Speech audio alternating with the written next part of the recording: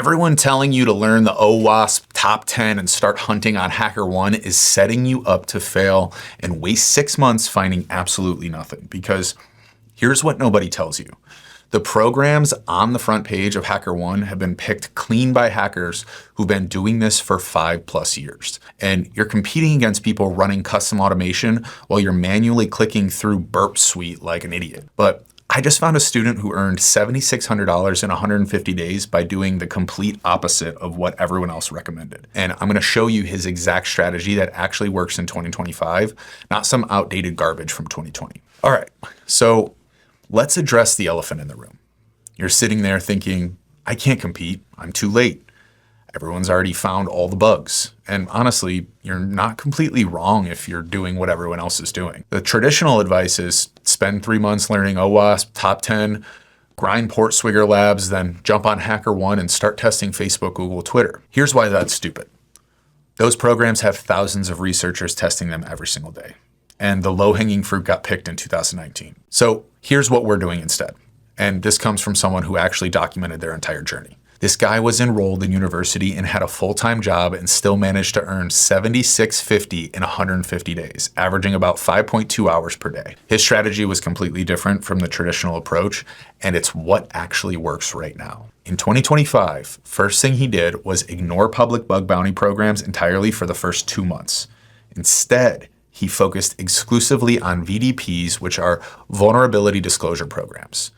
These are programs where companies accept vulnerability reports but don't necessarily pay bounties. Now, you're thinking, wait, why would I hunt on programs that don't pay? And that's exactly why this works. Experienced hunters making 6 figures a year aren't wasting time on VDPs. They're chasing high-paying bounties. This means VDPs have way less competition, and you can actually find bugs without competing against automation and elite researchers. He specifically chose Bosch VDP because they weren't even featured on any bug bounty platform. After he submitted his first report through their website, Bosch invited him to their program on BugCrowd.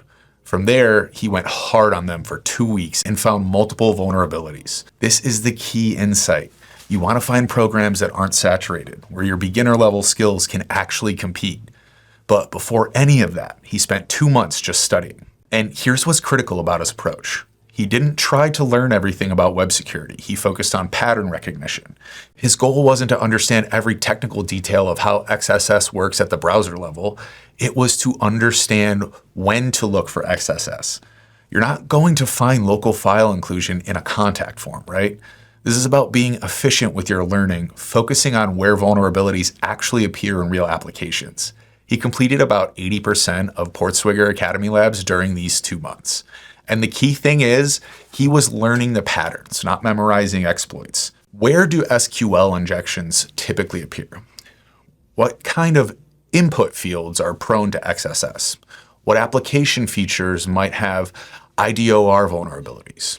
This pattern-based thinking is what separates people who find bugs from people who just know theory. After those initial 2 months of pure learning, he started hunting.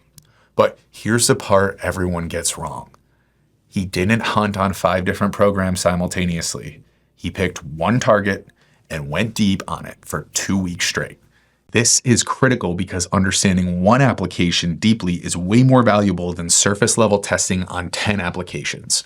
When you spend 2 weeks on one target, you start understanding the business logic. You identify the interesting features. You map out the entire attack surface, and you can spot vulnerabilities that quick automated scans miss. His daily routine was simple.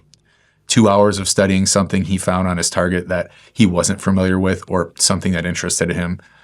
Then 2 to 3 hours of active bug hunting on that same target. This is the routine that got him to $7,650 in 5 months.